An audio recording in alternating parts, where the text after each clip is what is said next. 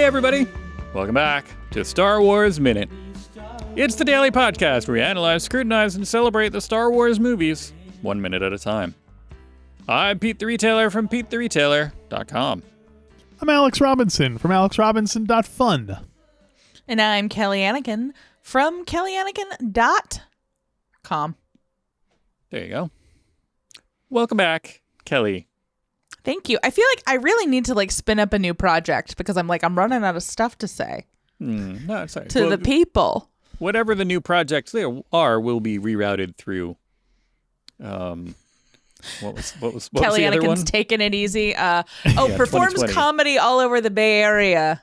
Right, performs comedy all over the Bay Area. So whenever that's true, again, Check it out. you can check Check that it out. Check it out. Well, today we're going to check out minute 104 of Star Wars Episode 8, The Last Jedi. 104 starts with Snoke saying all is lost. There's And that victory lap again. Yeah. It ends with Kylo saying, I know what I have to do. I know what I have to do. Shut up. I love him. In between episodes, I was not able to find Adam Driver's shoe size. If anybody knows, if anybody worked in the industry, anybody who's a costume or a stage manager kind of a thing, and they know what shoe size he is, I need to know because I need to. I was like, is that a farrier? But I think that's only for horse shoes. It's once you get to a certain size, it could be. I feel like Look, I didn't want to say it. You said it for me. Thank you so much. Cobbler, oh yeah, cobbler. I could totally go for a cobbler right now. Did you cobble Adam Driver's first order boots? Shoemaker. I guess that's it, right? That's the. Are you or have you ever been an elf? Exactly. In the film industry. Do you work for the production company Magical Elves? You show up after everybody's asleep and then make giant shoes for Adam Driver and then disappear.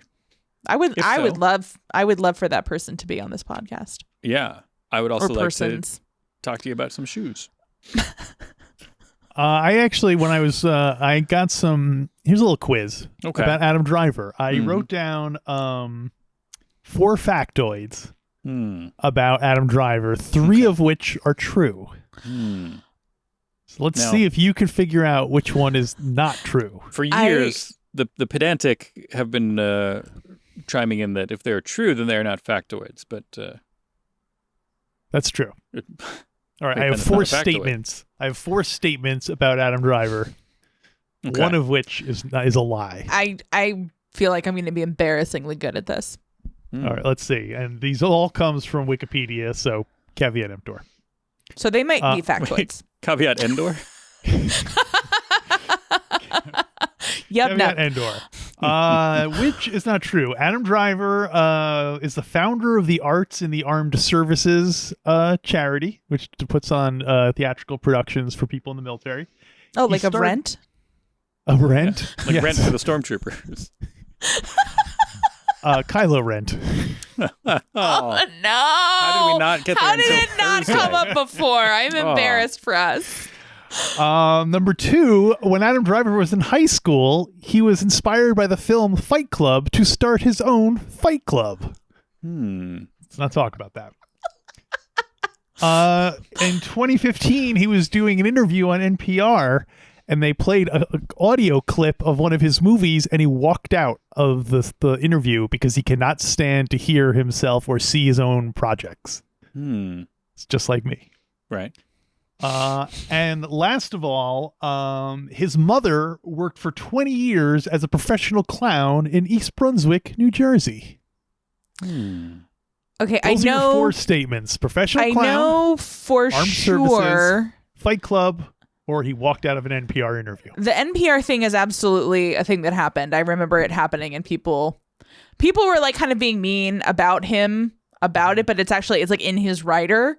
So when he agreed to be on the show, it was written into the contract. So everybody's like, he's being a diva, and we're like, actually no, they just that's his green M&Ms, you know. I gotta admire it. If that is the true one, I gotta admire the chutzpah on him to actually get up and walk out of an interview. I mean, like, rather than just taking his headphones off or just shutting his eyes, that he literally. I think it's a real problem. Like, I think he literally can't mentally handle it. Wow. Right. I understand that a little bit. So as we know, he is my birthday twin. Mm-hmm. He would have been, in high school at the time that Fight Club came out.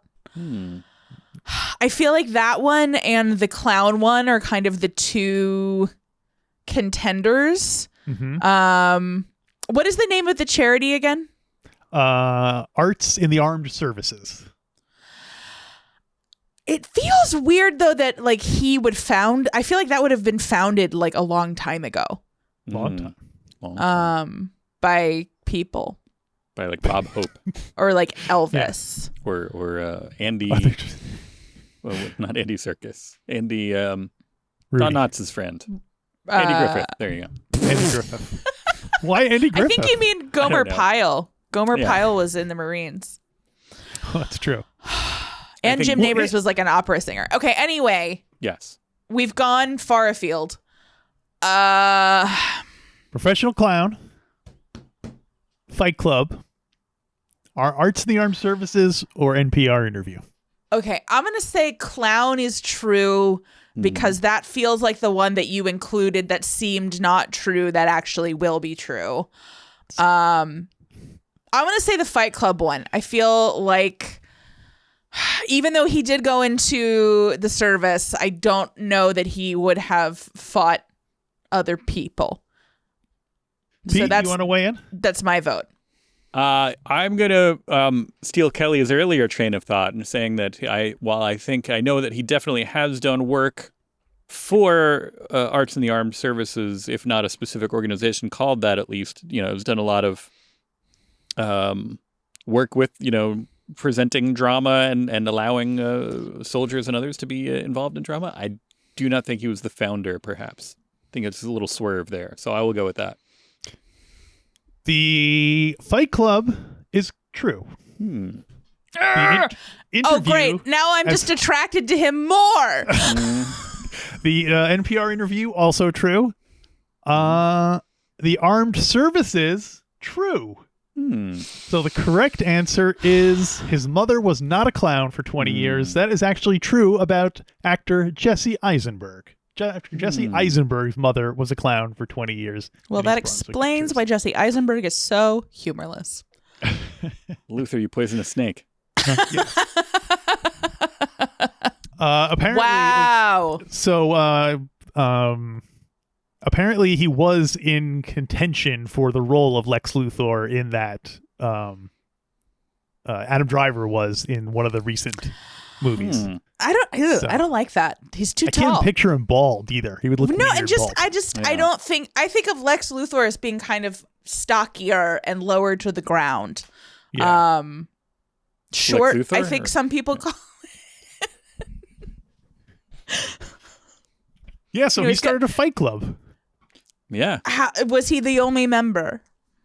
He would fight himself. That's the plot of the book and the movie. Sorry, everybody. If you haven't watched Fight Club. Fight Club is inexorably linked to Star Wars in my mind, because that was every time we went to go see The Phantom Menace, one of the trailers was for Fight Club. And the first time we laughed and like, that looks like the dumbest thing ever. And then after, 13 times, it was like, maybe that's good.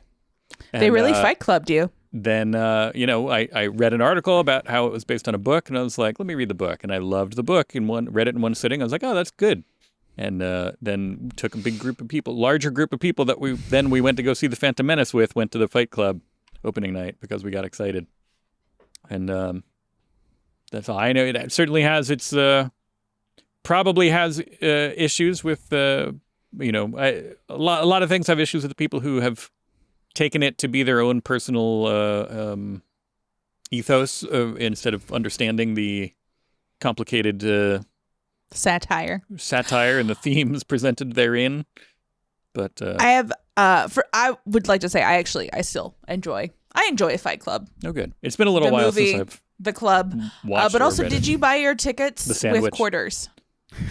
Yeah, that's why we had to take so many people. It's a money laundering thing. We're like, we need to take at least 30 people into this movie so we can like get rid of bums this. off the street. Come on. Free movie. And also to follow up on another thing we talked about yesterday, the only celebrity I was able to find who was born on my birthday is Chinese singer-songwriter Fei Wong was born on my birthday. Don't know who she is, but there you go. Well, you do I now. have a lame birthday. No, I'm the only cool person. I'm born on my birthday. When's your birthday? August 8th. August 8/8. 8th. Okay. Yeah. All right. So you're a Leo. I am a Leo. Cool. You don't need their approval. That's true. I got the sun on my side. And some kind of lion, right? Yes. Wait, and then when's your birthday, Pete? Also August, but the 27th. So you're a Virgo. I am. I'm a Scorpio, but if you knew when Adam Driver's birthday was, as I assume all Star Wars fans do, Sure. November 19th.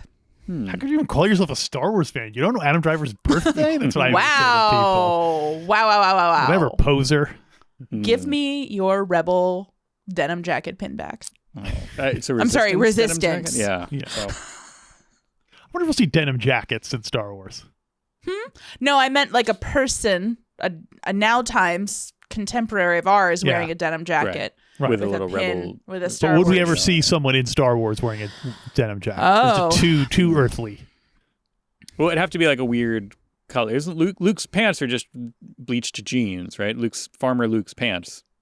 Han Solo's bleached. pants are just jeans with a stripe. There you go. So everybody's Yes, got blue I mean, jeans if anybody already. did, it would have to be somebody with kind of like a Han Solo vibe. Yeah. He plays by his own rules. Denim. You know what? It would have to be the it would have to be like the reverse, like the person who thinks he's cool as Han Solo but is actually not. You know, almost like Toro Calican Jar Jar? from the that's the one. Jar Jar. Jar Jar would Jar Jar totally in wear a a denim jacket. Misa cool. No, I was gonna say Toro Calican from the Mandalorian, the gunslinger, Bobby Gannaval's son. Like he's totally the type like that. He thinks he's really cool, but he's not. So he would be wearing like a leather jacket. And he is cool. I love the character, but he's not. The character isn't supposed to be as cool as he thinks he is. Are you guys saying denim jackets are cool or aren't cool? Yes. Fair enough. Don't want to weigh in on that controversial debate. I think he's saying denim jackets are cool, but some people who wear them aren't. Got it. But they think the denim jacket automatically confers coolness upon them. You have to be cool to wear it. You can't wear it expecting to be cool. Yes. And this actually does feel like we're now in a Chuck Palahniuk book. I'll bring it to bring it back to the Han Solo Frozen in Carbonite fever dream. I'll also remind everybody that his Indy's friend who Marcus was played by Denim Elliott. So Denim. Well, let's talk about minute 104 then, shall we? Please. Oh, have we not? Well, we had some good Adam Driver trivia. That was the highlight so far. But get to see Rey thinks on her feet and uses the Force to pick up Kylo Ren's lightsaber. So we get to see her using a evil lightsaber. I wonder if that was in one of the trailers, because that would seem like it would be something that you could kind of mess with people by showing that in one of the trailers. Her using Rey the red holding lightsaber. Kylo's saber. Yeah. Why are you laughing at me or with me? I'm laughing. I'm not sure. Your natural Leo confidence is confusing me. Okay. Got it. Could you put on a denim jacket so I know what to think? I gotta say, a Boba Fett hoodie is kind of close to a denim jacket in some senses. Huh? How so? Just in terms of attitude, I feel like you've because I'm in no way thinking that this makes me look cool. Right. For those of you who aren't watching the video, I am in fact wearing a Boba Fett hoodie. You know exactly what you're doing with it, but yeah, I think there are people who would wear that thinking that it confers coolness upon them. Right. In the same sense. I did not realize you were wearing a Boba Fett hoodie. And so I'm like trying to I'm like, what the hell does that even look like? Yeah. And it's right in front of me. Yeah. Yeah. Yeah, this one's got his little insignia on it. Aw. What a lovable bounty hunter. So when she does wield Kylo's lightsaber, this delights Snoke rather than makes him afraid. It's a delight saber. Delight. And he says, "Ooh, there's still that fiery spit of hope." The fiery spit of hope. I like that fiery phrase. spit. Now, see, I know when I'm feeling hopeful, I really like to hawk a loogie. Yeah, with fire. Yeah. Right. Yeah, you fire. Wait, hang on. Hurts, but it's worth it. And then you. Yeah. Very painful. Does anyone in Star Wars ever spit in someone's face? That's a kind of common trope in movies and stuff and TV shows. Does anybody spit at all in Star Wars? They don't have saliva in that universe. No, hadn't been invented yet. This is just a known fact. Right. It feels like something Princess Leia would have done. Yeah. Because like that first scene in A New Hope has very big like I'm gonna spit in Darth Vader's face. Although I don't think that would even be satisfying because he's got the mask on. It's like, what are you gonna do? Little windshield wiper. Yeah. He's like, what else do you have? Sprays it. It's got a little like sprays it down. Oh, excellent! I've been meaning to clean these. Does he polish his own armor? Do you think, or does he have like a robot do it? I think he has several droids. Who kind of like they're like little robots going through like a car wash. Yeah. No, I'm thinking more like when he car wash earlier today. When he plugs in for the night, they come out and they're like a Miyazaki movie. Or like the shoe elves. Yeah. They come out and they wipe down his armor. Little spit and saliva all over him. And then she drops the lightsaber and it falls on the ground and it kind of like spins around in a kind of like spin the bottle sort of right. This whole motion. Scene, I'm like, make out. I mean, mostly to Rey and Kylo Ren, but I mean, look, I'm not going to be mad if somebody made out with Snoke. I'd be like, what a twist. Ugh, what would his tongue look like? Well, it wouldn't be covered in saliva. Oh, that's true. Yeah. A dry sand. He's like a cat's tongue. So Although I do love the idea of all the guards sitting there being like, where's it going to go? Because like, there's so many of them standing around. Oh, okay. Yeah. Wow. But one thing I noticed is that when it's spinning around and it slowly goes to a stop, you can see Kylo Ren's reflection in the ground, right? But in the shiny floor, you can see his reflection underneath the spinning. So it's almost like, is he going to be good? Is he going to be evil? Symbolism. Who is he going to kill with this lightsaber? Love a symbolism. Yes. What I thought, I was worried you were going to say you could see like the crew or something. You know? No. Not in a Rian Johnson joint. No. Is he famous for not? He doesn't allow the crew on set while he's filming. That's exactly. He does everything himself. Yeah. He was like, eat my Eat my shorts. Shorts. Thank you. I was like, dirt cow. Eat my dirt cow. No, it's don't have a cow. Eat my shorts. Thank you so much. No, it's just like. Have you seen Eat my shorts, Steven Soderbergh. I'm gonna do everything myself. Kelly, have you seen other Rian Johnson joints? Have you seen Knives Out or I've seen Knives Out. Sheila? Wait, what was the other one? The Final Sheila and No. The Last of Sheila was a movie that he enjoys, but it wasn't. It's not. What he didn't do it. Oh, okay. No, that was made in the 70s. Didn't he do Brick? He did Brick. I tried to watch Brick, but it turned out actually I was watching the movie Midnight Skin, which is a very different thing. And they both have Joseph Gordon-Levitt in them, and I was like, yeah, this is where he's like a hard-boiled detective in high school. But then it actually turned out he was like a teenage hustler in high school, and very different. I mean, great movie. It was a really great movie. It was really beautiful. I'm sorry, Mysterious Skin, not Midnight Skin. Midnight Skin is a different thing altogether. Yeah. Listen, I haven't, as I said, I'm rusty. I haven't been rattling off my pop culture facts so much as marinating in my own malaise. What was the other Rian Johnson movie? Looper. Oh, I didn't see Looper. I was like, I don't want to do this. I'm not doing this. I saw Looper, did not see Brick. What about the Brothers Bloom?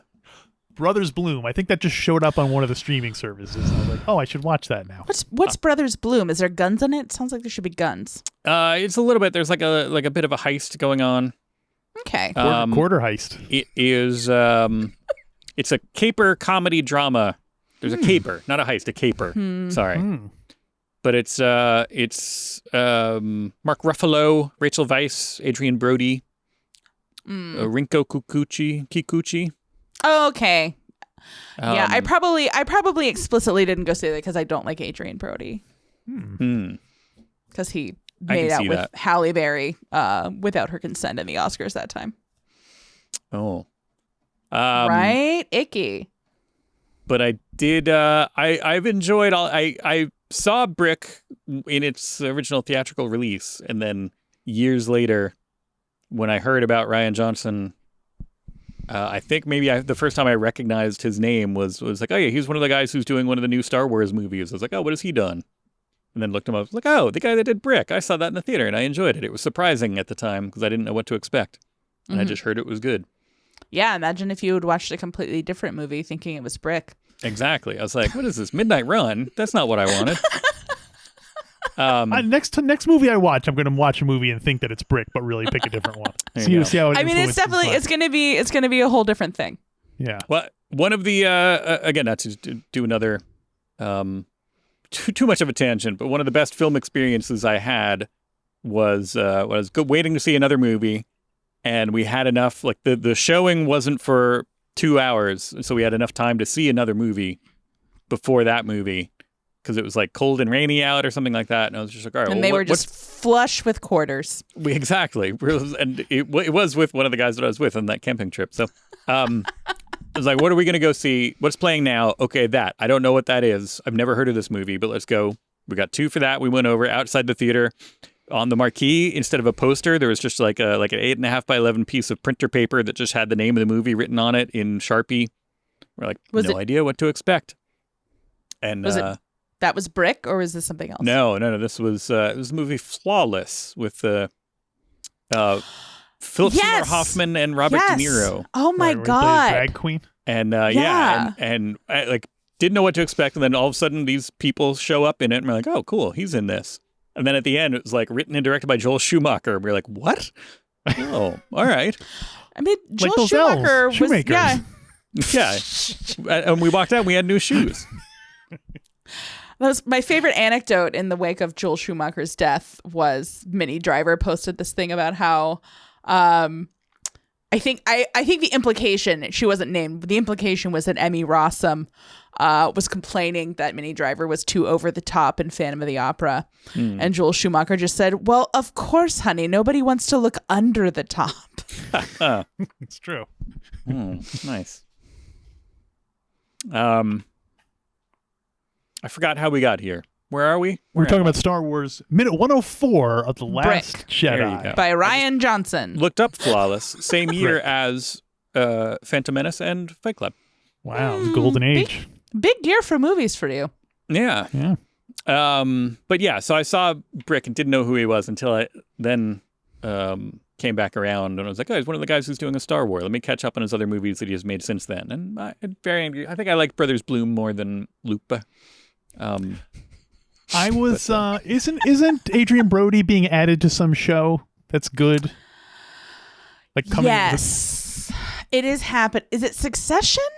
Oh, I think it is Succession. I don't know. I just feel like everybody's Succession is the Knives Out 2 of the small screen. Yeah, people just keep getting added to it. Yeah.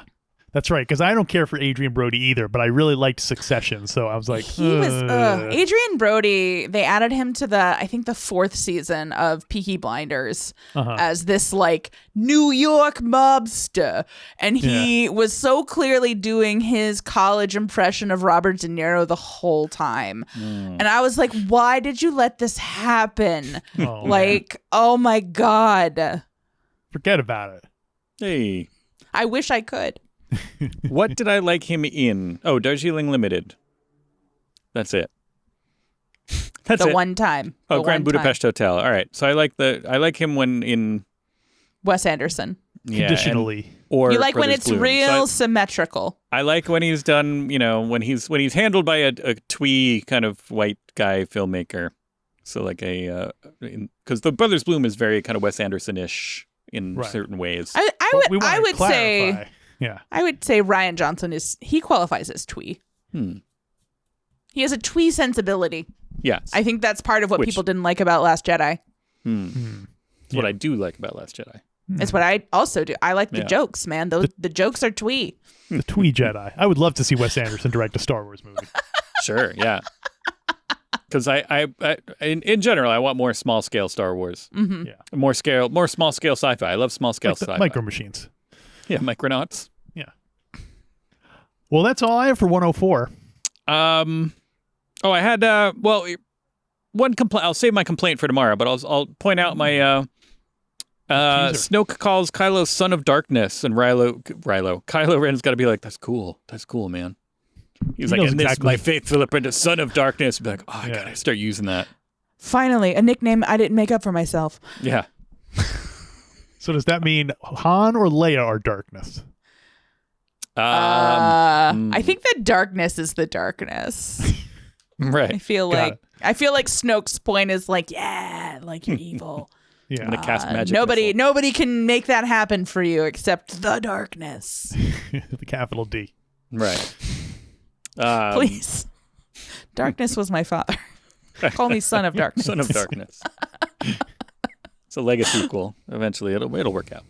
Mm-hmm. That was my my last note for that. Remind me that I have a complaint for tomorrow. That's all. Great. Okay. Wow. I'm excited. Can you come back tomorrow, Kelly, to hear my complaint? Yeah, I can. I'll be coming in from my home base. So things should be simple. Good. Well, if you what have we done? What haven't we done? If I can't remember any of our plugs, so I'll just say that's it. We'll see you tomorrow for a brand new Star Wars Minute. Star Wars Minute.